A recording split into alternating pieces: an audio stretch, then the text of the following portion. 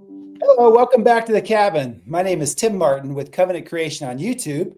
I have a very special guest today, Alex Polyak from let's see, California, right, Alex? Yep, Southern California, Lake Elsinore to be exact. Well, let's have a little conversation here because I've seen you around in the Preterist movement with your articles and your book project and now your YouTube channel. I discovered that just a few months ago. So we've never actually had a conversation together. So I think maybe it's about time we catch up a little bit and talk about some Preterist ideas and projects. Yeah, absolutely. Great. So I noticed that you have a new book that is just released. The End is Here. And yes. I want to start off by telling us a little bit about your book and how people can find it.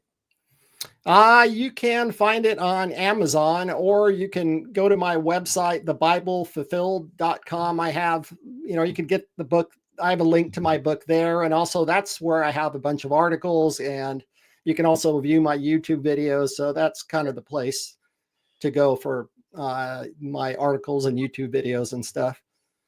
And so could you give just a brief overview of the book or the ideas behind what you're trying to accomplish with the book? Yeah, it's obviously it's, promoting the preterist view, which is, the fulfilled eschatology, basically. And I start at the beginning of, I talk about what is a biblical coming, and then I talk about get into the timing issues and the last days, heaven and earth, all that kind of stuff. So right. Yeah, I go through all the Old Testament motifs basically that are talked about in the Old Testament, and in the New Testament, obviously they talk about those same motifs. And at that point in time in the first century, they were near. So I show how, those prophecies were fulfilled in the first century. So, yeah. Yeah. And so is this related to some articles that I've seen on Romans 8 and, the end of the age? I've seen various articles that you put out for a long time. So are these articles sort of like the background and sort of ideas that are in the book? Yeah, exactly. Yeah. I've taken, little snippets basically from my book, and I post them on, all the YouTube channels and stuff. So yeah, exactly. Or Great. YouTube and also the articles. Yeah, I'm sorry. Yeah, both articles and YouTube videos are based on the book. Yeah, based on stuff that's in the book. And yep. the YouTube is the Bible Fulfilled.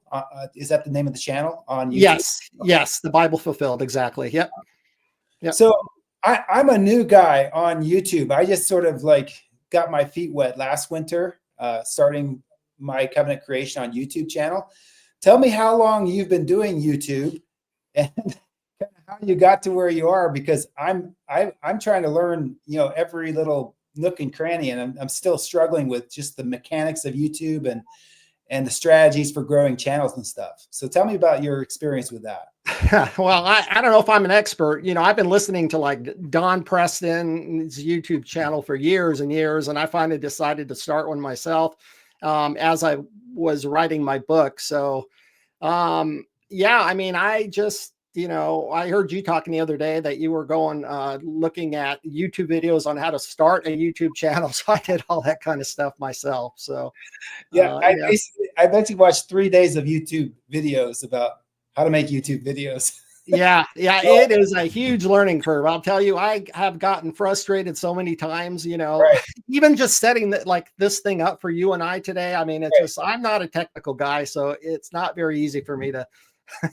Yeah, I'm not either. My kids are geeks and they do computer programming stuff. So I always have the kids fix stuff or set things up for me. And so the problem is when they do that is I don't learn.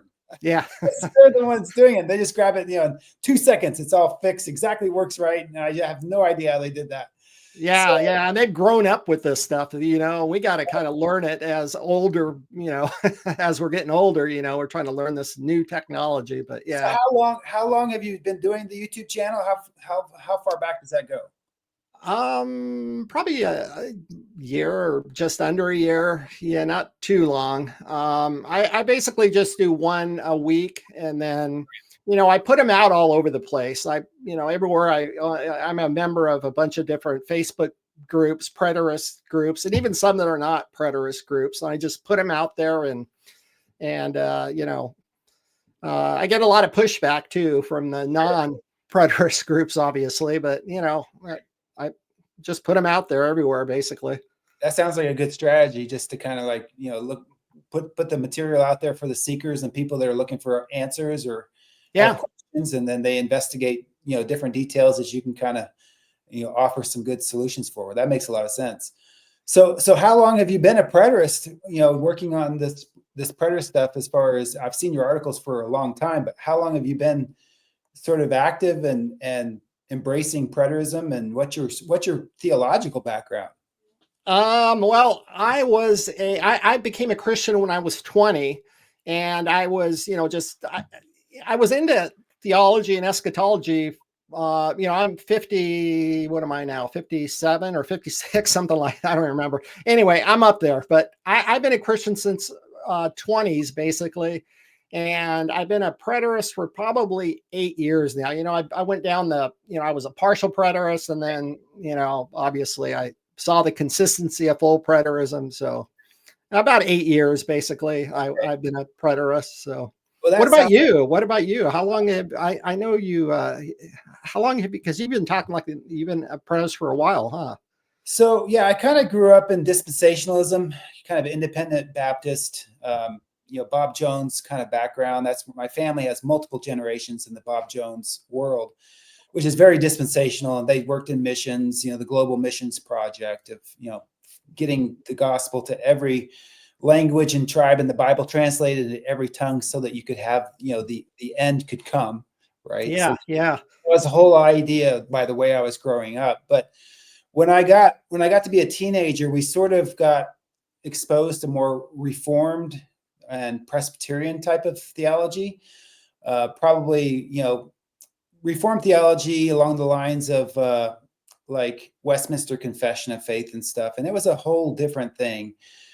We got sort of, you know, we generally went like a direction of a post-millennial view, which was like all of the great tribulation in the past, and then have this gospel vision that we were working for, like the conversion of all the world to the gospel, and the glorious golden, you know, goal of the end of the millennium type thing, which, you know, looking back on it, it's like, well, the end of the millennium doesn't look that great. That was one of the little tripping stones that I got me thinking. But that would go back ultimately to about early 1990s when I was a teenager. And I became a full preterist of some sort in the mid 1990s. And then, you know, probably more covenant eschatology by the end of the 1990s, around 2000. And that was where I was kind of coming into it. And back then, you know, a lot of the Church of Christ guys were full preterists, like, you know, Jack Scott and even like Kurt Simmons and Don Preston were Church of Christ background. But we had other people like David Chilton on my side of the fence, like Reformed theology. And you know, we had Walt Hibbard. I don't know if people know his name, but I have not heard of him. He was the president of Great Christian Books in the 90s, and it was huge Christian bookseller. And he became a full preterist. And so he was instrumental in publishing like J. Stuart Russell's The Parousia and other full preterist books to a huge audience. So it was kind of the early days, and it was getting the ball rolling. And but that's been my story. So now, over 25 years as a full preterist, and I've been working on the Genesis issue mainly, kind of in my focused studies, and my interest now that's been my interest since I was a kid, because I was a super big young Earth creationist growing up, and that was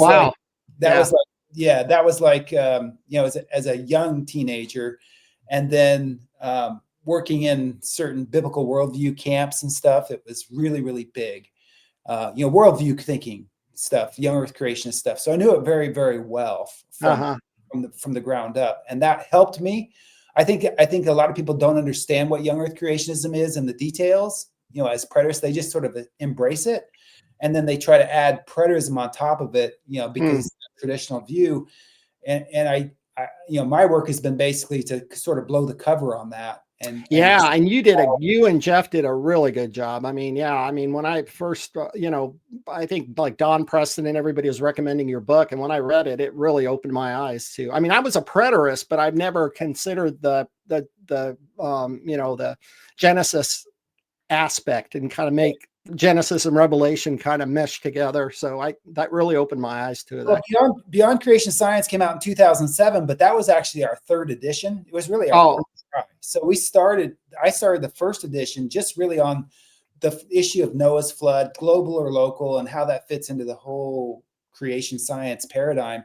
I started that manuscript. It was just a little pamphlet in 2001. So what you have with 2007, what's out there now, was really kind of like a 7-year project by the time we got everything done and got it back from the printers and stuff. But Beyond Creation Science, if anybody's curious, our website is beyondcreationscience.com. You can look at it. It's all available online for free download. But that was really the project. And the problem is, once you start a project like that, people keep asking questions.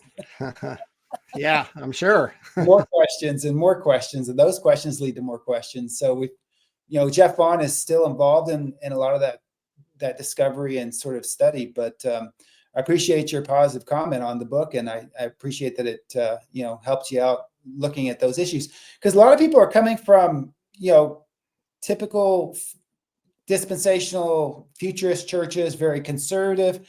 They believe the creation issue is really, really big. And I technically agree with that it is a super big issue for Christian worldview and kingdom life and how you teach your children, and how you operate in the world as far as the technology and the science stuff goes. So we're bringing a lot of ideas that we used to hold very, very closely as futurists into preterist contexts. And, some of it works out fine. And that's really kind of the problem, is everybody's kind of got different ideas of what is full preterism and what doesn't work. And that was kind of the direction that we've worked with. But so anyway, that's the story behind that. And I'd love to do some more work. I'm working on the YouTube channel mainly now to flesh out some more implications of what is called covenant creation. But I would love to hear, where would be your issues, if you have issues like your criticisms of maybe details that you don't really think are really a great argument or problematic approaches. Have you ever thought of like kind of trying to poke holes in it? Because that's always been my interest, is finding out I've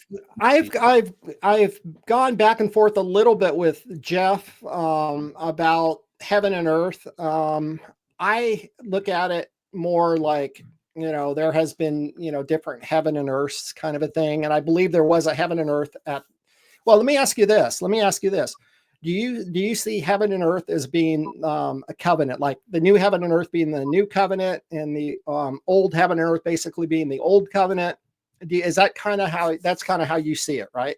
That is how I see it, but there's some nuance inside there that a lot of people don't probably recognize. But I see the old heavens and old earth as a superstructure that is like an umbrella over all of the different progressions of covenants that we see in the Old Testament. Okay. Because that's one thing that I've talked with Jeff about, and I say, like, my thinking is that there was a heaven and earth that started with the old covenant with Moses, right? 1500 BC, basically, because how I see that, like Isaiah 51 talks about that there was that God created heaven and earth. And I'm just paraphrasing here, but in Isaiah 51, it says, I will lay the foundations of heaven and earth, or something like to that effect. So, right. And it kind of ties it to Sinai, right? But then, and that's what I see the beginning of the old covenant. And also I think Galatians talks about, like, there's been 490 years after Abraham, the covenant began, or something to that effect. But then I see a heaven and earth before Sinai as well. Is that kind of how you see it? Or I see it a little bit differently. And I tell you who's, because I used to have that exact view of Isaiah 51 for many years. It's in Preston's books. We actually put it into our book by mistake, because we didn't realize that there was a different perspective on that. But Jack Scott many years ago introduced me to a different view of Isaiah 51 that is a future prophetic view of Isaiah 51. And the perspective is that is not speaking about Sinai. It's actually projecting into the prophetic future of the new covenant and describing the establishment of the new covenant through the language of the establishment of the law and type of stuff that they would recognize from their history. There's a few reasons for that. I've got some connections on my website that explains it. There's some future tenses in there in Isaiah 51 that I think a lot of people don't pay attention to, especially in the Septuagint. So I take a little different view of Isaiah 51 now, though I totally understand that that's common. That's a common view. And what I'm suggesting is a different, like, minority view within full preterist stuff. As far as Galatians 3, I think you're referring to Galatians 3:17, where Paul says that the law added 490 years later. Yes. Does not annul the covenant already established, because he was talking about Abraham. Yes. And I think that passage, from my perspective, it makes a very clear distinction between law, formally speaking, and covenant. And they're not identical, because we're not talking about a new covenant in that text. We're talking about the addition of a law to the pre-existing covenant. So I see law as being sort of, well, let me give you this analogy. I see the old covenant creation beginning in Genesis 1:1 as the house that holds God's people. And then I see the individual covenants that we see unfolding as new or developmental laws by which God governs his house, particularly as God's people grow up. And you see this maturation theme as the Bible goes from Adam, to Noah, and then to Abraham, and then to Moses, and then to David and Solomon. There's like this growing up idea. And I think all of those covenants are related. I'm not saying they're disconnected, but I think that they're different sort of, they're different administrations, covenant law applications within this superstructure of the old covenant that is what's passing away at the consummation. So that's kind of how I see it. And I would even go so far as to say that the different covenants that we see going from Adam to Noah to Abraham to Moses are the unfolding of the days of creation in Genesis chapter 1.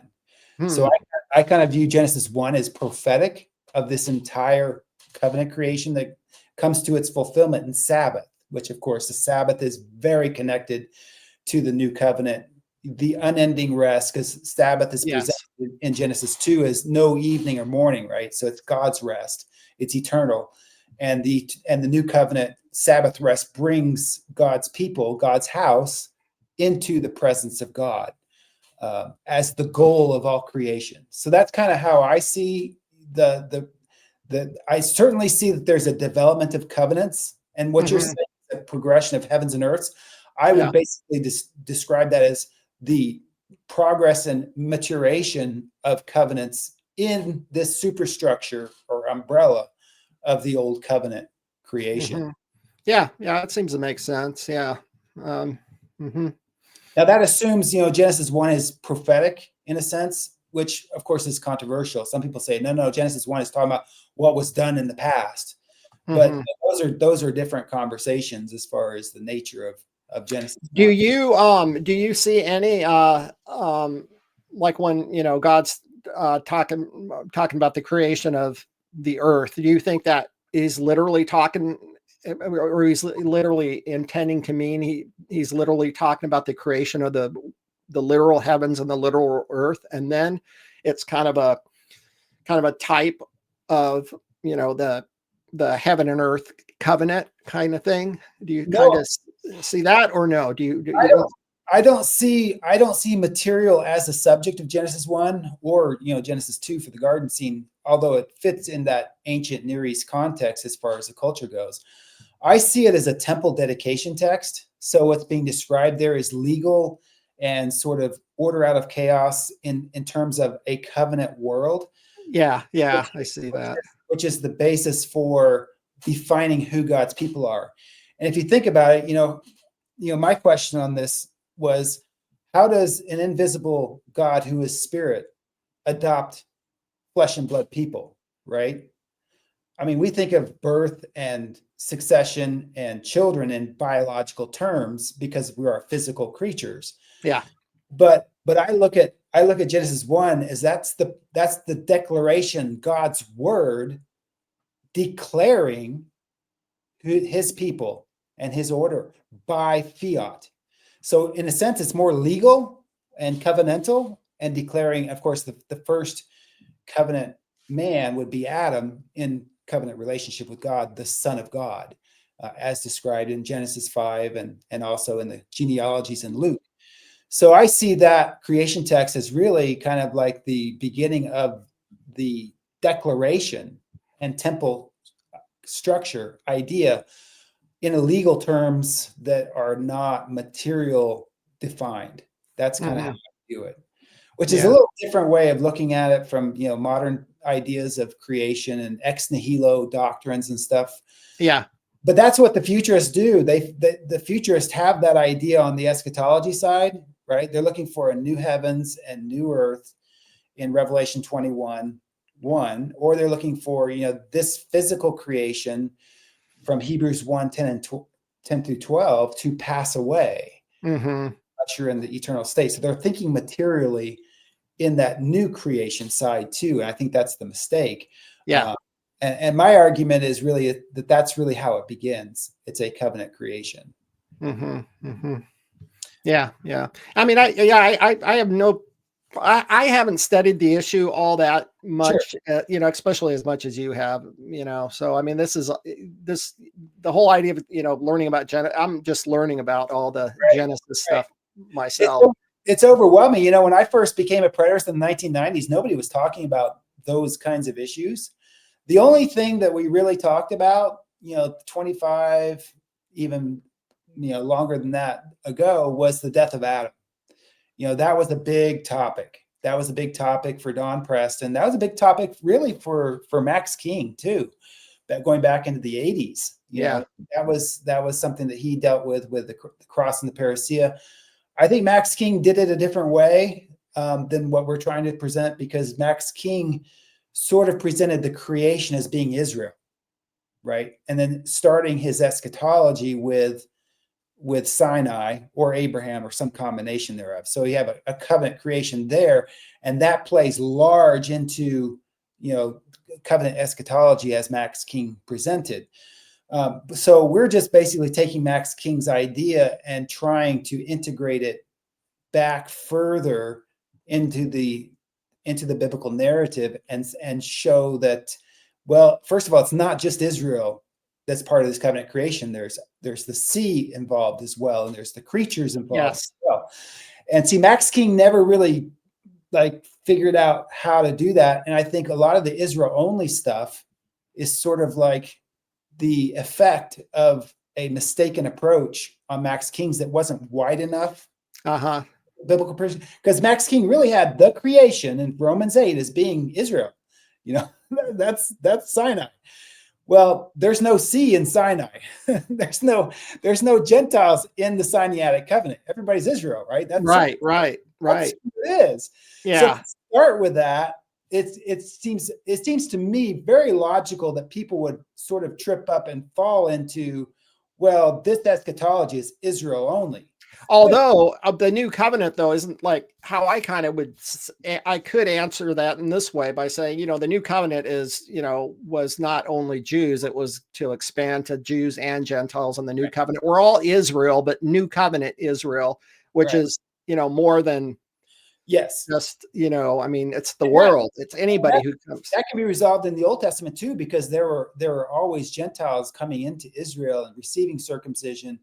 You know, when they left the Exodus, you know, they went out mixed multitude with some Egyptians involved. You know, there were Egyptians that were going with Israel for freedom because they embraced Israel's God. And of course, they all have to be circumcised at Gilgal because, you know, they're not circumcised or whatever, and they all become one people.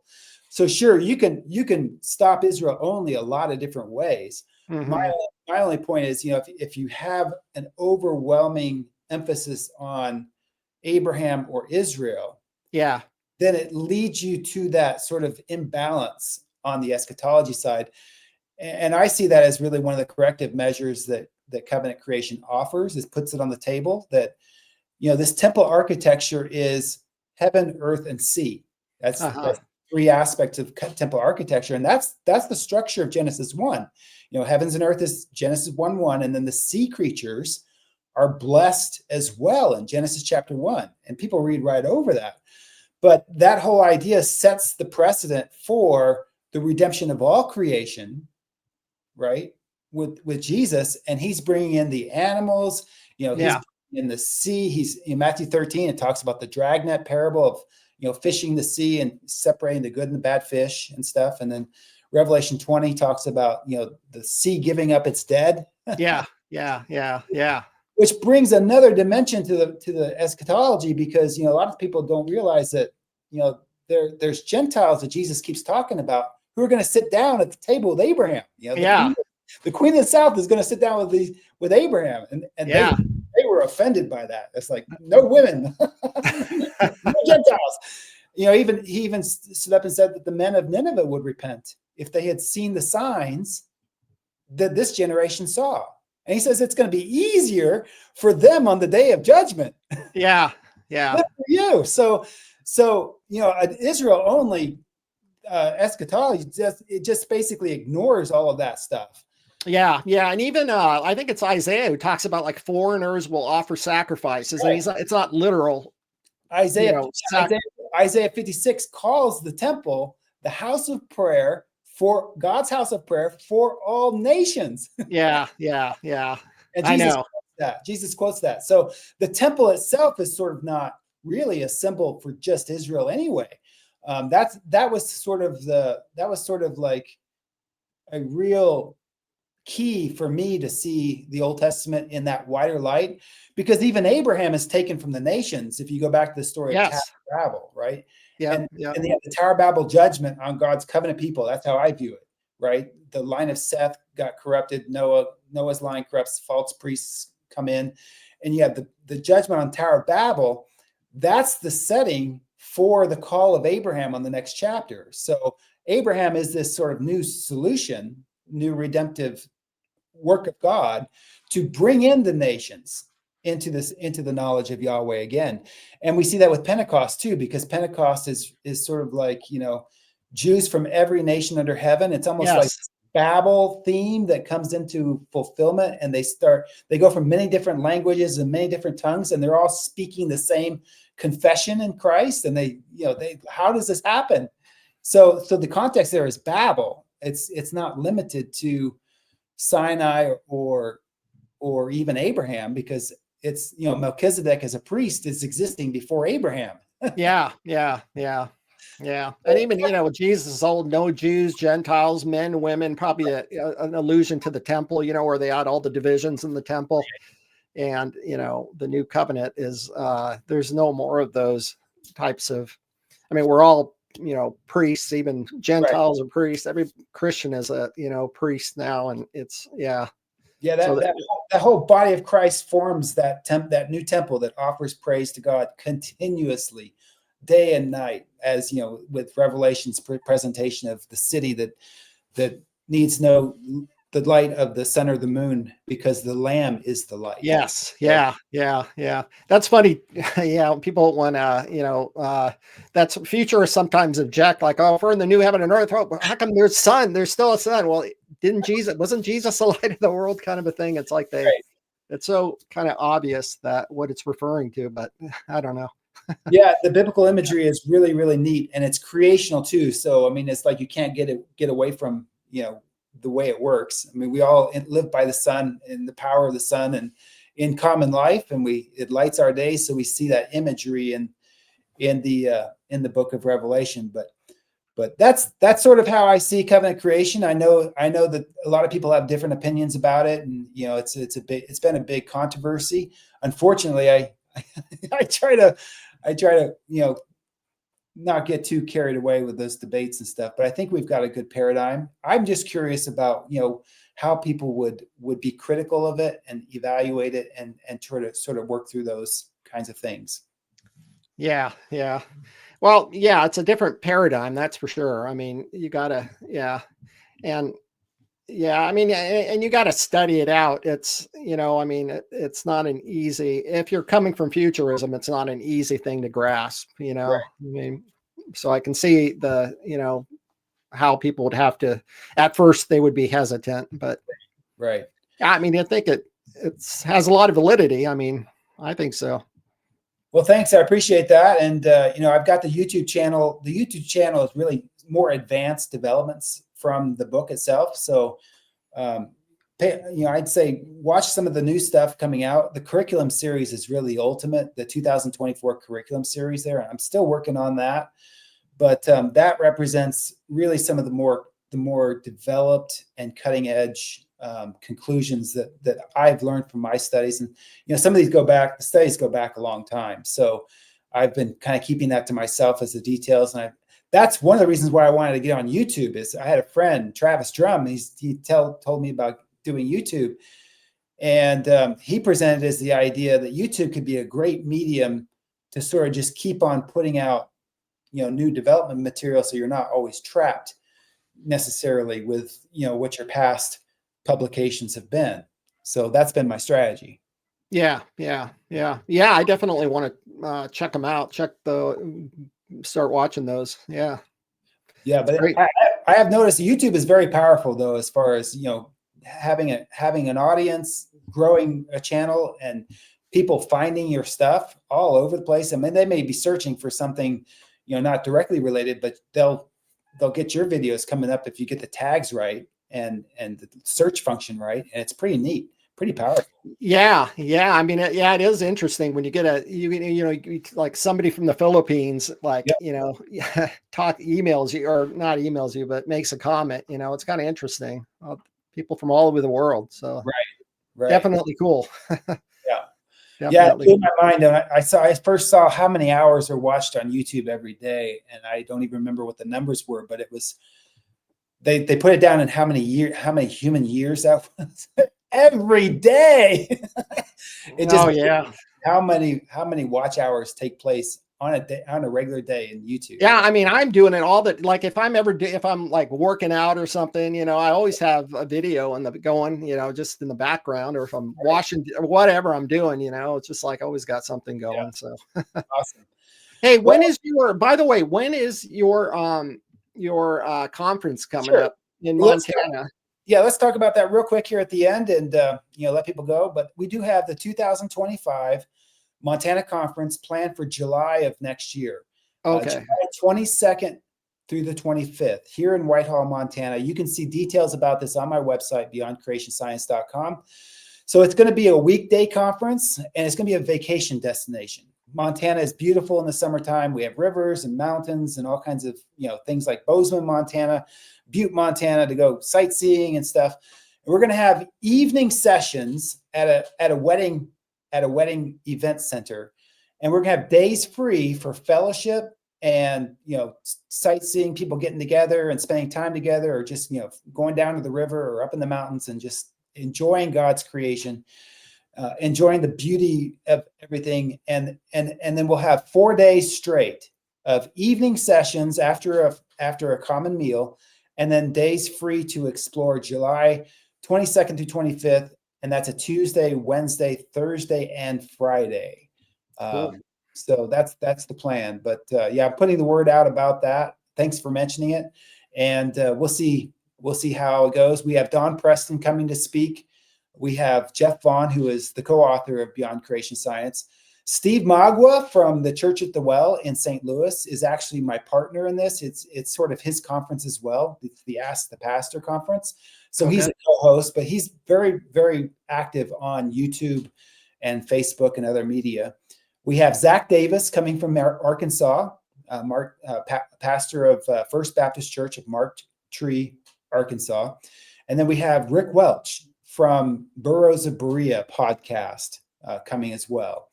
And we're not all on the same page, but I think that it's going to be a good time of presentation and roundtable discussion and fellowship and friendship, just doing stuff together that's going to be, relationship building and get to know one another. That's really the idea. The title of the conference is called the Eschatology of Genesis, which Cool. that's right up our alley. And really Christian theology in general has always taught that eschatology has roots in the Genesis narrative. So we're not really out of line there. Everybody agrees with that. It's just from a preterist perspective that looks a little bit different, and we're going to try to flesh that out. Awesome. Yeah, that sounds great. Yeah, definitely great. Sounds awesome. Yeah. So let me tell everybody, if you need a Christmas present for a friend or relatives, go get Alex's book. Your book is titled "The End Is Here." Yep. How the New Testament's prophecies were fulfilled. Yeah, that's a subtitle. The end is here. How the New Testament's prophecies were fulfilled. Yep. And that's available on Amazon. Amazon. Yep. And your website, which is thebiblefulfilled.com. Yep. So, that is correct. Well, I love to see new books, Alex. And there's been actually a lot of new books this year through 2024 that I've really enjoyed. I'm looking forward to getting your copy. Awesome. Of your book and look at that. And there'll be a nice icing on the cake for 2024. I appreciate your work and I appreciate your articles because I've really appreciated your writings, over the last few years. So thank you for joining me here on this channel as well. Yeah, thank you for having me, and it was great to talk to you. Yeah, like I said, I've known about you and Jeff. I mean, I knew Jeff from a Bible study. Oh, okay. I did go to Bible study with him a few years back, so I have met Jeff, but I have never met you. So it's great to talk to you. So yeah, awesome. Looking forward to the conference in Montana. Great. So awesome. Yeah, we're gonna have all the sessions available afterwards. We're gonna record everything, so if people can't make it for that event, it'll be available sooner or later. But I just want to say, everybody go get Alex's book. You probably can get it in time for Christmas if you hurry. There you go. But thanks, Alex. I appreciate talking to you, and I just wanted to sit down with you, say hi, and sort of get to know you a little bit better. But thank you very much for coming on. All right. Thank you. Appreciate it. Blessings. All right.